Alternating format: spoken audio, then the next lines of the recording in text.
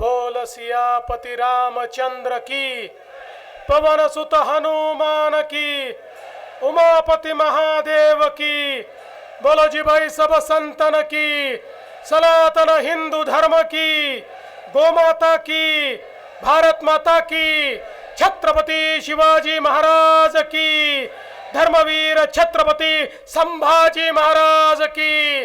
नमः पार्वती पते, हर हर महादेव।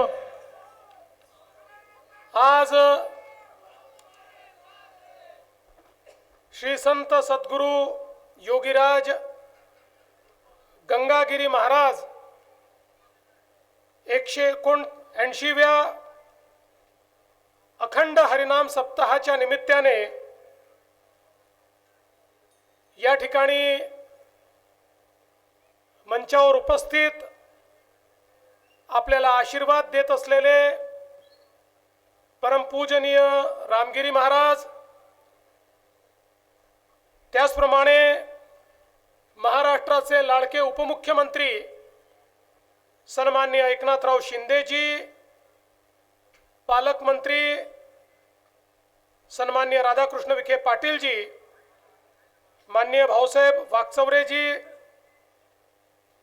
बाळासाहेब थोरातजी, आशुतोष काळेजी, अमोल खताळजी, विवेक कोल्हेजी, रमेश बोरनारेजी, विठ्ठलराव लंघेजी, भाऊसाहेब कांबळेजी, बाळासाहेब मुरकुटेजी, नितीन दिनकर, नितीन अवताळे, धनंजय धोरडे, मंचावरील सर्व मान्यवर आणि या ठिकाणी उपस्थित सर्व माझ्या भगिनींनो आणि भावांनो, आम्ही मुंबईवरनं उडालो त्यावेळी आम्हाला विमानाच्या खिडकीतनं एक मोठा समुद्र दिसत होता, पण या ठिकाणी आल्यानंतर त्याही पेक्षा मोठा भाविकांचा समुद्र आम्हाला पाहायला मिळतोय। हरिनामाची आणि सद्गुरु योगीराज गंगागिरी महाराजांची आणि सद्गुरु रामगिरी महाराजांची किमया आहे की इतक्या मोठ्या प्रमाणात आपण सर्व लोक हरिनाम सप्ताहाच्या निमित्ताने या ठिकाणी आलात। आपल्या भारताची संस्कृती आणि सभ्यता ही जगातली सर्वात जुनी संस्कृती आणि सभ्यता आहे आणि आता तर जगाच्या उत्खननाने हे मान्य केलं आहे की ज्यावेळी युरोप, अमेरिका वगैरे सारखे देशही अस्तित्वात नव्हते, ज्यावेळी तिथल्या लोकांना संस्कृती, संस्कार, विचार, भाषा काय आहे हे माहिती नव्हतं, त्याही वेळी या देशामध्ये पूर्णपणे विकसित संस्कृती होती आणि त्याही काळामध्ये खऱ्या अर्थानं आमचा सनातन विचार हा लोकांना संस्कार देत होता, तीच भाविकता होती, तोच हरिनामाचा पाठ होता आणि त्या माध्यमातनं सातत्याने आमची संस्कृती, आमची सभ्यता आणि आमचा वारसा हा अखंड चालत होता। आज आपण बघा, जगाच्या इतिहासावर अनेक देशांमध्ये अनेक आक्रमण झाली आणि त्या प्रत्येक देशाचा इतिहास बदलला। आक्रमणामुळे विचार बदलले, धर्म बदलला, संस्कृती बदलली, पण आपल्या भारतामध्ये मात्र ते परिवर्तन होऊ शकलं नाही। हजारो वर्ष आक्रांत्यांनी आक्रमण केलं, पण त्या आक्रमणामुळे आमच्यावर त्याचा कुठलाही परिणाम झाला नाही। याचं कारण आमची जी वारकरी परंपरा होती, आमची जी हरिनामाची परंपरा होती, आमची जी सनातनाची परंपरा होती, हिंदू धर्माची जी परंपरा होती, या परंपरेमुळे कितीही कोणी आघात केला तरी देखील आम्ही आमचा विचार बदलला नाही, आमचा संस्कार बदलला नाही, आमचा मार्ग बदलला नाही, आमचा देश बदलला नाही. आणि म्हणूनच आक्रमणामुळे कदाचित ते किल्ले जिंकू शकले, आमची मंदिरं तोडू शकले, पण आमच्या मनामध्ये ईश्वराचं जे स्थान होतं ते मात्र ते बदलू शकले नाहीत. आणि याचं एकमेव कारण होतं या भारतातली गुरु परंपरा. सद्गुरूंनी जो विचार दिला, सप्ताहाने समाजाचं जे अभिसरण केलं, त्यामुळे आम्हाला मानसिकरित्या कोणी गुलाम करू शकलं नाही. आमच्या वारकरी परंपरेमध्ये कोणालाही निमंत्रण न देता सर्वांची पावलं आषाढीच्या निमित्ताने ज्यावेळी पंढरपूरला जायला लागली, आक्रमण तर अनेक झाली, पण तरी देखील ही पावलं कोणी थांबवू शकलं नाही. हरिनामाचा गजर हा कोणी थांबवू शकला नाही, पांडुरंगाचा गजर हा कधीच थांबला नाही. ही खऱ्या अर्थानं आमच्या संतांनी आम्हाला दिलेली परंपरा आहे. आज आपण बघू शकतो 179 वर्ष सातत्याने सद्गुरु योगीराज गंगागिरी महाराजांनी ही सप्ताहाची परंपरा दिली. कित्येक पिढ्या निघून गेल्या, पण परंपरा तिथेच आहे. आणि आजही सद्गुरु रामगिरी महाराजांच्या मार्गदर्शनाखाली आणि त्यांच्या आशीर्वादानं आपण इतक्या मोठ्या संख्येने या ठिकाणी येता. या ठिकाणी हरिनामाचं पठण होतं. हरिनामाचं पठण याकरता महत्वाचं आहे, ज्ञानेश्वर माऊलींपासनं तर जगद्गुरु तुकाराम महाराजांपर्यंत आपल्याला सांगितलं की हरिनामच असा आहे की जे आपल्या दुःखाचं हरण करू शकतं. आणि म्हणून हरिनामाचा या ठिकाणी संकीर्तन केलं पाहिजे. आणि हरिनामाचा दुसरा परिणाम काय आहे? हरिनामाच्या संकीर्तनामुळे माझ्यातला मी मरून जातो आणि आपण सगळे एक होतो. कोणाचाही स्वार्थ त्या ठिकाणी राहत नाही, कोणीही स्वतःचा विचार करत नाही, कोणी जातीपातीचा विचार करत नाही. सगळे एक होतात, सगळे एकमेकांमध्ये विठ्ठल पाहतात, सगळे एकमेकांमध्ये हरीचा वास त्या ठिकाणी पाहतात. आणि म्हणून आजच्या जगामध्ये हरिनामाच्या संकीर्तनापेक्षा दुसरा कुठलाही मोठा उपाय नाही की ज्यातनं आपलं जीवन यशस्वी होऊ शकतं.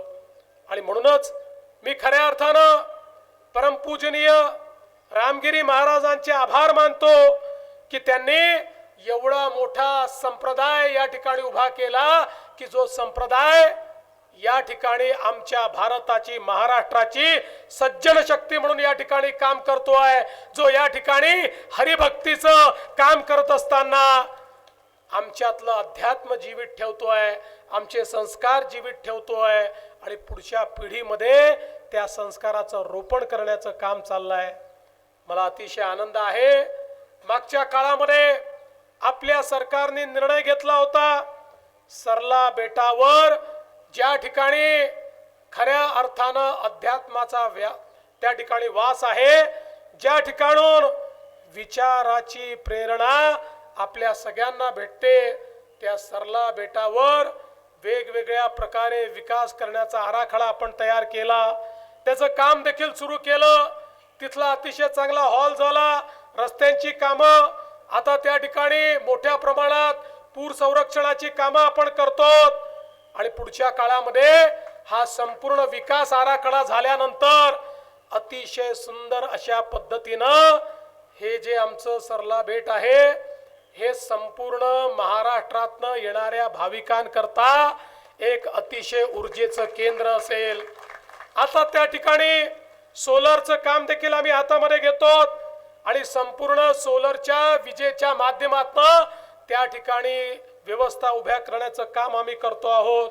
आणि मी विश्वासानं सांगतो की सद्गुरू रामगिरी महाराजांच्या आशीर्वादानं आपल्या महाराष्ट्रातलं एक प्रमुख तीर्थस्थळ म्हणून सरला बेटाचा विकास त्या ठिकाणी केल्याशिवाय आपलं सरकार थांबणार नाही.